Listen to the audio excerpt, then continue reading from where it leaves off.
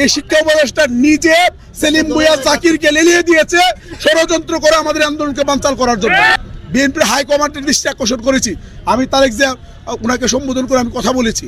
শিক্ষা উপদেষ্টা খুদ নিজে এই আন্দোলন বানচালের ষড়যন্ত্রের সাথে জড়িত। আমরা আগে শাহবাগ ব্লকের কর্মসূচি করেছি, আমরা সচিবালয় পদযাত্রা করেছি। টানা ৬ষ্ঠতম দিনে এসে এই শহীদ মিনারে জুমার নামাজের পরে অবস্থান কর্মসূচি পালন করেছেন এমপিওভুক্ত শিক্ষকরা। আমরা আগে শাহবাগ ব্লকের কর্মসূচি করেছি, আমরা সচিবালয় পদযাত্রা করেছি। যমুনা পদযাত্রা ছিল, যদিও আমরা এটা আপাতত স্থগিত করেছি। আমরা আগামী রবিবারের চিন্তা করছি এটা। তো সব মিলিয়ে একটা আন্দোলন যেহেতু দীর্ঘ হচ্ছে, এখানে তো বৈচিত্র্যপূর্ণ কর্মসূচি আসবে, সেই জায়গায় সেই ধারাবাহিকতায় এখানে আজকে থেকে আমাদের অনুষ্ঠান শুরু হয়েছে। স্যার, সরকার যেটা আপনাদেরকে দিলেন সেটা আপনারা প্রত্যাখ্যান কেন করলেন? এটা তো একটা প্রহসন, আমাদের তামাশার মতো। আপনি বলেন, আপনি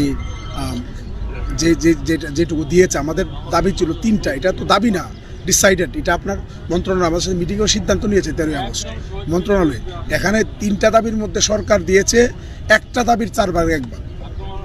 একটার ব্যাপারে তারা কর্মচারীদের উচ্চ ভাতার ব্যাপারে তারা মুখ খোলে না, আমাদের মেডিকেলের ব্যাপারে তারা মুখ খোলে না।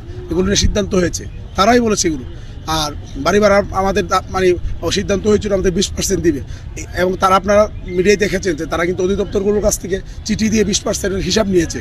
তো আপনি আমার কাছ থেকে 20% দিবেন বলে আপনার তথ্য নিলেন, বিভিন্ন জায়গা থেকে তথ্য আনলেন, আর আপনি দিচ্ছেন 5%। তার মানে তারা একটা দাবির 4 ভাগের 1 ভাগ মানলো, আর 2টা দাবি মানলই না। এই অবস্থায় আপনি বলেন আমাদের জন্য এটা কি আমরা কি মানতে পারি কিনা বলেন? এটা আমি আসছি, এসে আমার এখানে কালকে লক্ষাধিক শিক্ষক ছিল। আমি সব শিক্ষককে প্রশ্ন করেছি যে সরকারের পক্ষ থেকে প্রস্তাবনা দেওয়া হয়েছে, আপনারা যদি মানেন তাহলে আমরা আন্দোলন স্থগিত করে চলে যাবো, আর যদি আপনারা না মানেন তাহলে কী করতে হবে বলেন। তারা বলছে যে আমরা আন্দোলন চালিয়ে যাবো।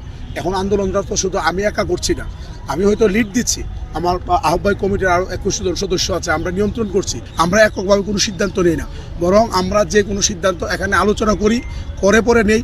আর বড় রকমের আন্দোলন স্থগিতের মতো সিদ্ধান্ত আমরা এককভাবে নিব না। সরকারের সাথে যে আলোচনা হয় আমরা এখানে প্লেস করব। শিক্ষকরা যদি বলে আমরা এটা এইটুকুই আমরা সন্তুষ্ট, আমরা চলে যাব। আপনারা কি কালকে ষড়যন্ত্রের কথা বলছেন? আপনারা কি কোনো ষড়যন্ত্রে এখানে আভাস পাচ্ছেন? আভাস করে পরিষ্কার আমাদের কাছে। আমরা তো এটা নিয়ে কথা বলছি প্রতিদিন, যে আমি আন্দোলন করছি, আমি শিক্ষক, আমার সাথে আপনি বসবেন, আমার সাথে কথা বলবেন, আপনি সেটেল ডাউন আমার সাথে করবেন। যে লোক শিক্ষক না, আপনি তাকে নিয়ে আপনি বসবেন, সচিবালয়ে মিটিং করে আপনি সিদ্ধান্ত নেবেন 5% দেওয়ার জন্য। এটা কি বলেন আপনারা? এই শিক্ষা উপদেষ্টা নিজে সেলিম ভুঁইয়া জাকিরকে লেলিয়ে দিয়েছে ষড়যন্ত্র করে আমাদের আন্দোলনকে বানচাল করার জন্য। আমরা কালকে বিএনপির হাইকমান্ডের দৃষ্টি আকর্ষণ করেছি। আমি তারেক জিয়া ওনাকে সম্বোধন করে আমি কথা বলেছি যে আপনি আপনার এই সেলিম ভুঁইয়াকে আপনি থামান, যদি না থামান ইতিমধ্যে আপনার এই সেলিম ভুঁইয়া এবং জাকির শিক্ষকদের বিপক্ষে বক্তব্য দিয়ে ইতিমধ্যে বাংলাদেশের 6 লক্ষাধিক শিক্ষক কর্মচারী পরিবারকে ইতিমধ্যে বিএনপির বিপক্ষে দাঁড় করিয়ে দিয়েছে। তারা একেবারে এটার সাথে জড়িত, এবং শিক্ষা উপদেষ্টা খুদ নিজে এই আন্দোলন বানচালের ষড়যন্ত্রের সাথে জড়িত, যার জন্য আমরা তার প্রত্যাহারের দাবি করছি বারবার। আমরা বলেছি যে সে এটা ষড়যন্ত্রের সাথে জড়িত, তাকে প্রত্যাহার করেন, এবং সে আমাদেরকে এবং সরকারকে মুখোমুখি দাঁড় করাতে চাই। আমরা বলেছি যে আমরা যদি যমুনাতে ওখানে আমরা মুভ করতাম, আপনারা নিশ্চিত এখানে বড় রকমের একটা কলিশন হইতো, দেশ অস্থিতিশীল হইতো, নির্বাচন পিছিয়ে যাইতো। আমরা এগুলো বিবেচনায় নিয়ে কিন্তু আমরা ওখান থেকে আমরা চাই যে শান্তিপূর্ণ থাকুক আমাদের আন্দোলনটা, যাতে কোনো ট্যাগ দেওয়ার কোনো সুযোগ কেউ না পায়। তো এই আমরা চাচ্ছি এখনও, কিন্তু সরকার যদি আমাদের এই চাওয়াটাকে ওনারা যদি মনে করেন যে না আমরা কোনো রকম বিবেচনায় নিব না, তখন তো শিক্ষকরা অ্যাগ্রেসিভ হবে, বিদ্রোহী হয়ে উঠবে। আর বিদ্রোহী হলে পরিণতি কী হয়, এটা তো হাসিনা জেগেছে, বেশি দিন তো হয় নাই।